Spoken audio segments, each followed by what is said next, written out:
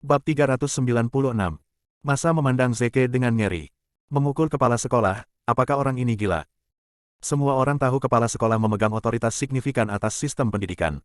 Jika ada yang membuatnya marah, dia akan dapat mengeluarkan seorang anak dari sistem pendidikan, membuat mereka tidak dapat pergi ke sekolah selama sisa hidup mereka. Kerumunan saat ini semuanya kaya atau bereputasi baik atau keduanya. Meski begitu, tak satu pun dari mereka berani menyinggung kepala sekolah seperti ini, apalagi seorang pekerja pabrik. Bagi anak pekerja pabrik, bersekolah adalah satu-satunya jalan keluar dari kesulitan mereka. Namun karena kecerobohannya, ia telah menghancurkan seluruh hidup putrinya. Sayang sekali. Kepala sekolah memegang pipinya dan sangat marah.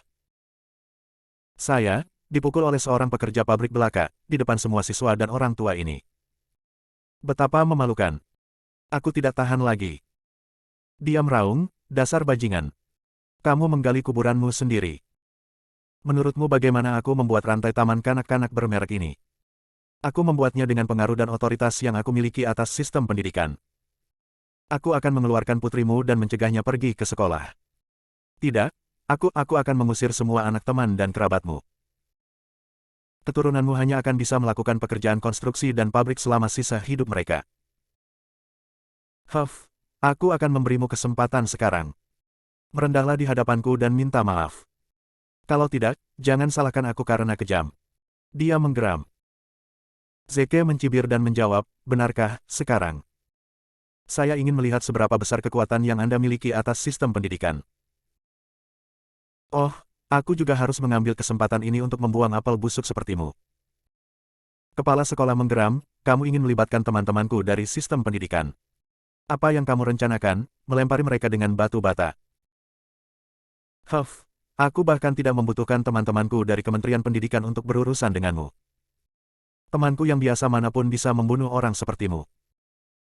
Zeke berkata dengan dingin, mari kita tunggu dan lihat.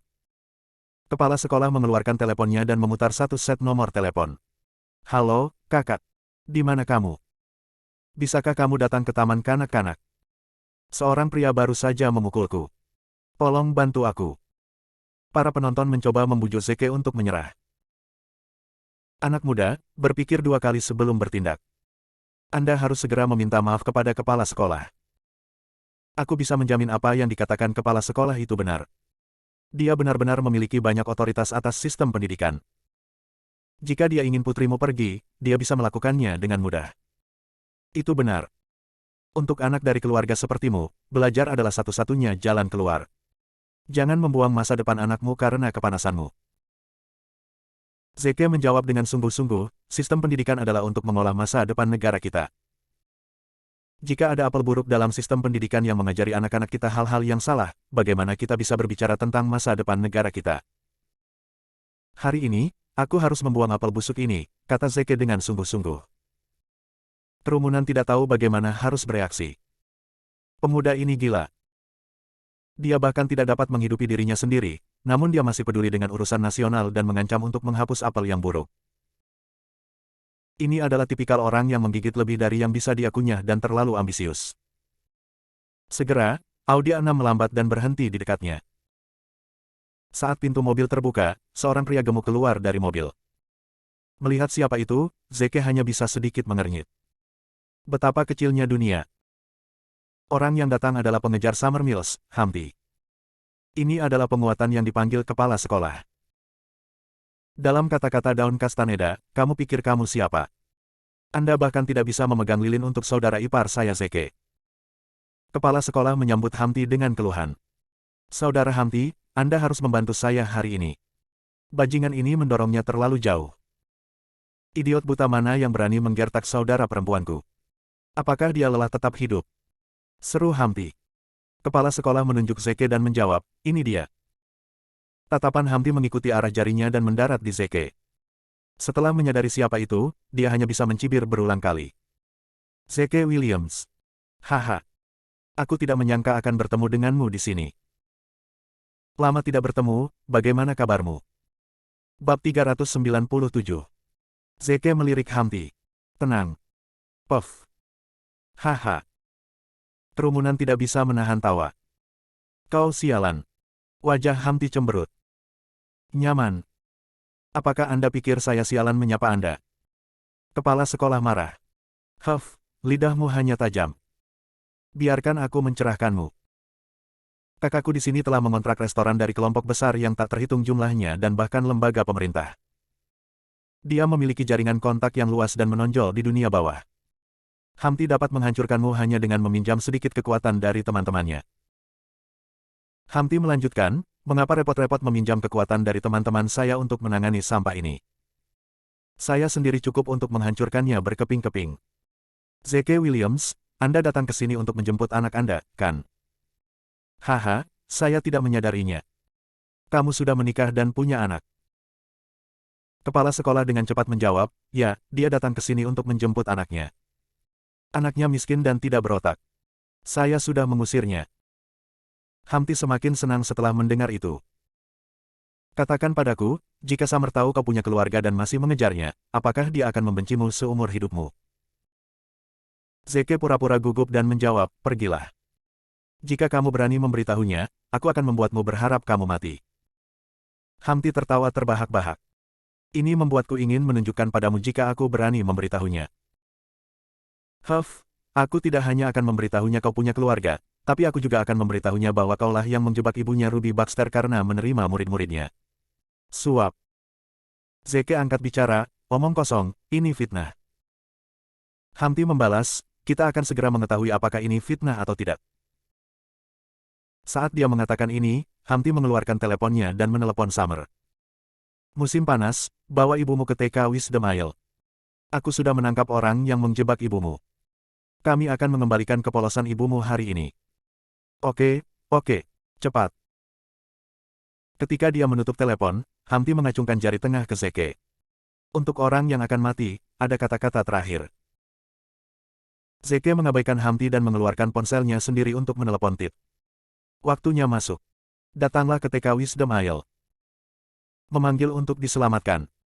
Huff, sudah terlambat untuk itu sekarang, kata Hamti. Namun, aku bisa memberimu kesempatan. Merendahlah di lantai dan meminta maaf, lalu aku akan menghentikan Summer dan ibunya datang. Bagaimana dengan itu? Zeke membalas, aku juga akan memberimu kesempatan. Berlututlah dan minta maaf. Baru setelah itu aku akan membiarkanmu mati dengan cepat. Puff, betapa sombongnya. Hamti meludah. Sepertinya kamu ingin melakukannya dengan cara yang sulit. Summer dan ibunya Ruby tiba tak lama kemudian. Ruby bertanya dengan rasa ingin tahu, Charlie, mengapa Anda memanggil kami ke sini? Hamti tersenyum dan menunjuk Zeke. Bukankah Zeke mencoba mengejar Summer? Aku memberi mereka kesempatan. Saat itulah Summer dan Ruby memperhatikan Zeke. Reaksi pertama Summer adalah bahwa kedua orang ini sedang berkonflik. Hamti membantu Zeke mengejarku. Dia pasti akan melakukannya. Summer buru-buru menanyai Zeke, Tuan Williams, mengapa Anda juga ada di sini? Sebelum Zeke bisa menjawab, Hamti mengambil inisiatif dan menyela, dia datang ke taman kanak-kanak untuk menjemput anaknya, tentu saja. Ini mengejutkan Summer dan Ruby saat mereka menatap Zeke. Summer bertanya dengan penuh perhatian, Tuan Williams, Anda punya anak. Kepala sekolah menambahkan penghinaan pada cedera. Apa, kalian tidak tahu? Anaknya hampir 4 tahun. Dia terdaftar di taman kanak-kanak saya. Dia miskin dan bodoh. Dia tidak bisa berbuat apa-apa selain makan. Setelah memastikan bahwa Zeke memiliki keluarga, baik Summer dan Ruby menunjukkan kelelahan saat komplikasi di hati mereka bertambah. Bab 398. Musim panas, jangan menganggap serius kata-katanya. Dengarkan saja dan abaikan saja, kata Zeke, aku, Zeke Williams, memiliki hati nurani yang bersih. Hamti terus menghina Zeke, di mana harga dirimu? Siapa yang memberimu keberanian untuk mengatakan sesuatu yang begitu tidak tahu malu? Baiklah, mari kita tidak membicarakan ini untuk saat ini. Mari kita fokus pada fakta bahwa bibi Ruby di sini dijebak. Ruby menjadi emosional. Charlie, apa maksudmu dengan itu? Maksud Anda dapat membuktikan bahwa saya dijebak. Hamti mengangguk. Pasti. Inilah alasan utama kenapa aku memanggil kalian berdua ke sini hari ini. Wajah Ruby penuh dengan rasa terima kasih. Charlie, terima kasih. Kamu telah banyak membantu bibi Ruby. Hamti menjentikkan jarinya dan mengumumkan, keluarlah sekarang. Segera, seorang pria berambut pirang keluar dari mobil Hamti. Begitu dia melihat siapa itu, Ruby, dengan darah mendidih, menerjang ke depan dan meraih kerah si pirang. Bajingan! Itu kamu! Itu pasti kamu! Charlie, pria ini yang menjebakku. Cepat kirim dia ke polisi. Hamti menjawab dengan tenang, Bibi Ruby, tenanglah. Aku punya kendali penuh atas dia. Kamu bisa membiarkannya pergi. Dia tidak akan lari. Charlie, terima kasih banyak. Jika bukan karenamu, aku tidak akan bisa melepaskan ini sampai aku mati. Ruby mengungkapkan rasa terima kasihnya kepada Hamti lagi. Hamti berkomentar, kita semua adalah keluarga. Tidak perlu terlalu sopan. Blondie, aku akan menyerahkanmu ke polisi sekarang. Ada yang ingin kau katakan? Mata si pirang melesat ke kiri dan ke kanan sampai tatapannya akhirnya mendarat di Zeke. Dia berlari ke arah Zeke dengan tiba-tiba sambil berteriak, Bos. Selamatkan aku. Selamatkan aku. Summer dan Ruby tercengang. Bos. Selamatkan aku. Apa yang dia katakan? Apakah ini bawahan si pirang Zeke? Si pirang bergegas ke tempat Zeke berada dan berlutut di tanah. Bos, Anda harus menyelamatkan saya. Mereka berencana memanggil polisi dan menangkap saya. Zeke menjawab dengan dingin, siapa kamu? Aku tidak mengenalmu. Si pirang mulai meratap. Bos, pria Charlie itu sudah menyelidikinya secara menyeluruh. Andalah yang memerintahkan saya untuk menjebak Guru Ruby. Dia memiliki bukti yang meyakinkan. Tidak ada yang bisa kita katakan untuk keluar dari ini. Saya punya orang tua dan anak. Saya tidak bisa masuk penjara. Anda harus menyelamatkan saya. Sebuah desas-desus bergema di otak pasangan ibu anak itu ketika mereka berusaha keras untuk mengumpulkan wahyu yang menakjubkan ini. Orang yang menjebak Ruby Baxter karena menerima suap siswa ternyata adalah Zeke Williams. Dia sangat kejam. Meski begitu, Summer merasa sedikit ragu. Berdasarkan seberapa baik dia mengenal Zeke, dia pikir tidak mungkin dia akan melakukan hal seperti itu. Dia menelan ludah dengan gugup sebelum bertanya, Tuan Williams, ini, apa yang terjadi? Apakah Anda benar-benar yang menjebak ibu saya? Zeke menjawab, aku bahkan tidak mengenal pria itu. Dia mencoba menjebakku. Pantatku, Hamti mengutuk, kamu tidak bisa menipu siapapun dengan itu. Kebenaran sudah terbuka, namun kamu masih mencoba untuk berdebat. Jika kamu mengaku sekarang dan berlutut untuk meminta maaf, aku tidak akan memanggilmu polisi. Zeke angkat bicara, hehe, Hamti, hanya ini yang bisa kamu lakukan. Sejujurnya, kamu benar-benar mengecewakanku. Mata Ruby kemerahan saat dia menatap Zeke. Dia tidak pernah bisa membayangkan bahwa Zeke cukup jahat untuk hampir menghancurkan hidupnya. Memikirkan bahwa dia bermaksud membiarkan putrinya menikah dengannya. Apa lelucon? Di hadapan bukti yang begitu kuat dan meyakinkan, dia percaya setiap kata yang dikatakan Hamti. Dia menggertakkan giginya. Zeke, kita tidak punya dendam satu sama lain. Kenapa kau mencoba menjebakku? Bab 399. Hamti menjawab dengan cepat, Bibi Ruby, aku sudah mendengar alasannya dari si pirang itu. Zeke memberitahunya bahwa kamu terlalu keras padanya ketika dia di sekolah. Karena omelanmu, dia menyimpan dendam dan berencana untuk menghancurkan hidupmu. Tidak hanya itu, dia juga mengatakan bahwa ketika dia akhirnya mengambil keperawanan Summer dan bosan bermain dengannya, dia akan membiarkan si pirang bermain dengannya. Kemudian ketika si pirang bosan dengannya, dia akan memaksanya. Musim panas menjadi pengawal KTV. Dia ingin menghancurkan keluargamu. Blondie, apakah dia mengatakannya seperti itu? Jika kamu jujur, aku bisa menangani ini dengan lembut. Saya akui apa yang dikatakan Tuan. Charlie itu benar, jawab si pirang. Tuan. Charlie, kasihanilah aku. Ampuni aku kali ini. Aku benar-benar tidak bisa masuk penjara. Tiba-tiba, kepala sekolah bergegas kembali ke ruang kelas seolah-olah dia baru saja mengingat sesuatu. Tidak lama kemudian, dia berjalan keluar dengan sebuah gambar di tangannya. Gambar itu canggung dan kekanak-kanakan. Semua orang bisa tahu itu adalah gambar anak-anak pada pandangan pertama.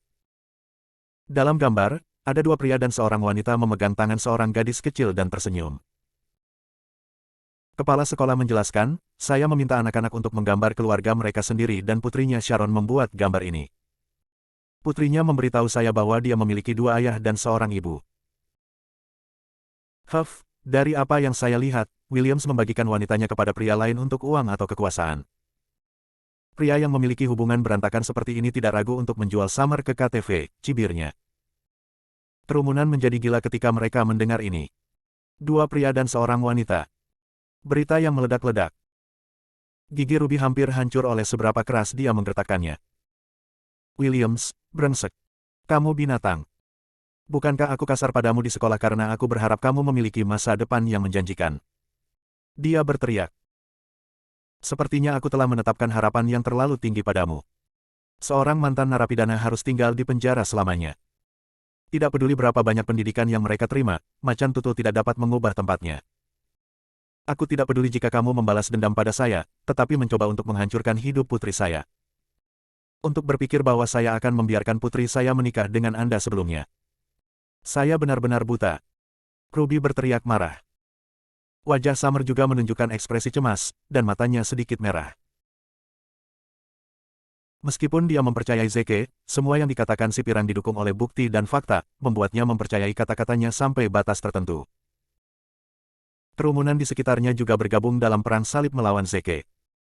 Orang seperti ini harus digantung sampai mati. Dia tidak hanya tidak menghormati guru, tetapi juga ingin menghancurkan keluarga guru. Seberapa kejam pria ini? Kita harus menjaga jarak dari orang seperti dia. Dia pendendam dan mungkin akan mengejar kita. Seperti ayah seperti anak perempuan. Ada yang salah dengan cara dia melakukan sesuatu. Aku tidak akan terkejut jika putrinya mengikuti kebiasaannya. Perlengkapan sekolah putra saya telah hilang selama beberapa hari terakhir. Saya sangat curiga bahwa putrinya lah yang telah mencurinya. Menghadapi tuduhan massa, Zeke malah tertawa bukannya marah. Ada lagi, Humpty. Humpty bingung, apa maksudmu yang lain? Zeke menggelengkan kepalanya, tampak kecewa. Sepertinya hanya itu yang bisa kamu lakukan. Sekarang giliranku. Keluarlah. Kerumunan bingung. Apa yang orang ini lakukan? Seorang pria bergigi tegap muncul dari kerumunan dalam sekejap. Pria bergigi tegap ini adalah pria yang mencoba merebut proyek White Ridge dari Soviet Tit. Dia adalah orang yang secara pribadi mengaku kepada Zeke tentang bagaimana Humpty berkolusi dengannya untuk menjebak Ruby. Ketika Humpty melihat Tit, dia membeku di tengah jalan. Brengsek. Mengapa Gigi ada di sini? Jangan bilang dia dipanggil oleh Williams. Apakah dia membelot ke pihak Zeke? Tidak, itu pasti kebetulan. Gigi adalah seorang tiran terkenal di distrik Riverdale. Mengapa dia tunduk pada pekerja pabrik seperti Zeke Williams? Kebetulan, itu pasti 100% kebetulan. Bab 400. Dia bergegas maju untuk menyambutnya. Gigi, sungguh suatu kebetulan. Senang bertemu denganmu di sini. Gigi, bisakah kamu menunggu di mobil sebentar? Aku punya masalah kecil untuk diselesaikan di sini. Setelah selesai, aku akan mentraktirmu makan. Gigi menyeringai. Mengesampingkan makanan, izinkan saya menanyakan ini, Anda menganggap saya sebagai apa? Humpty tercengang saat mendengar ini. Gigi, apa maksudmu? Tit menjawab dengan marah, kami punya kesepakatan, sayalah yang seharusnya menjebak Zeke Williams. Mengapa Anda mempekerjakan bawahan saya? Kecemasan di Humpty melonjak. Aku memang mencarimu, tapi kamu bilang kamu sibuk dan tidak punya waktu, jadi kamu menyuruhku untuk mencari bawahanmu. Sekarang saya telah mempekerjakan bawahan Anda, namun Anda membalas saya. Belum lagi orang yang terlibat hadir sekarang. Bagaimana Anda bisa mengatakannya dengan lantang?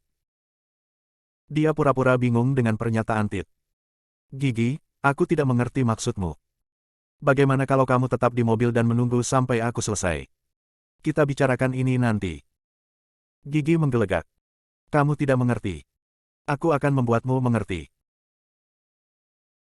Ketika Anda mengejar Summer Mills, Anda dengan sengaja menyewa seseorang untuk menanamkan bukti palsu yang menunjukkan bahwa Ruby Baxter menerima suap dari siswa.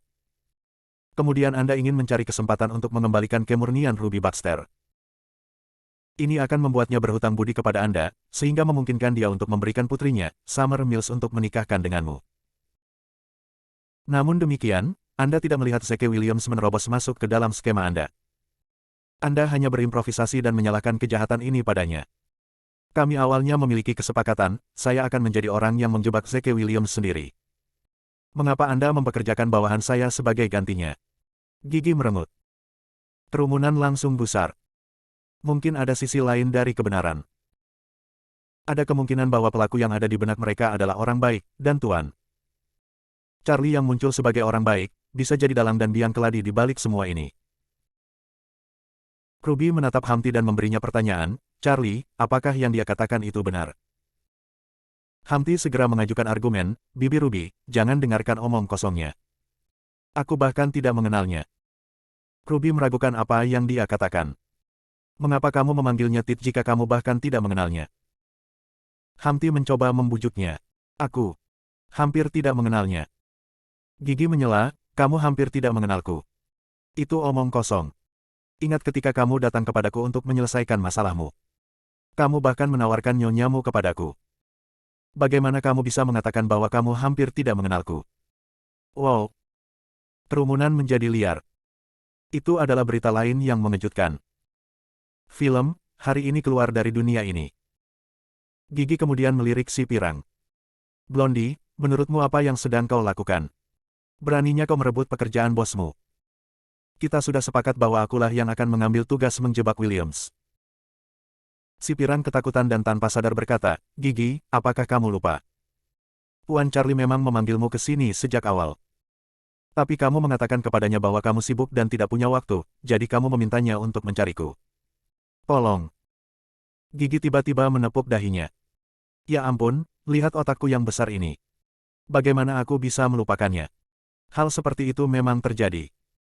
Ya ampun, sepertinya aku tidak sengaja menyalahkan Charlie di sini. Omong-omong, pirang, berapa banyak yang diberikan Charlie padamu? Dia bertanya. Si pirang menjawab, sekitar 5.000. Gigi tertawa terbahak-bahak. Kamu bodoh. Kamu telah ditipu. Dia dan aku punya kesepakatan sebelumnya. Jika aku membantunya menjebak Williams, dia akan memberiku 100.000. Kamu hanya menerima 5.000. Aku ingin tahu berapa banyak yang dia cari. Turun padamu. Si pirang menjadi sangat marah. Brengsek, Humpty.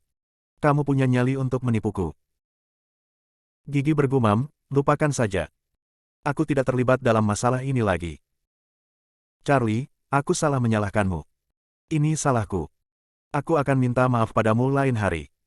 Aku akan pergi sekarang. Bersenang-senanglah. Gigi kemudian melarikan diri dari tempat kejadian. Humpty ditinggalkan dengan keinginan kuat untuk membunuh seseorang. Salah paham. Anda menyebut ini salah paham. Saya benar-benar curiga bahwa Anda sengaja datang ke sini untuk membuat masalah.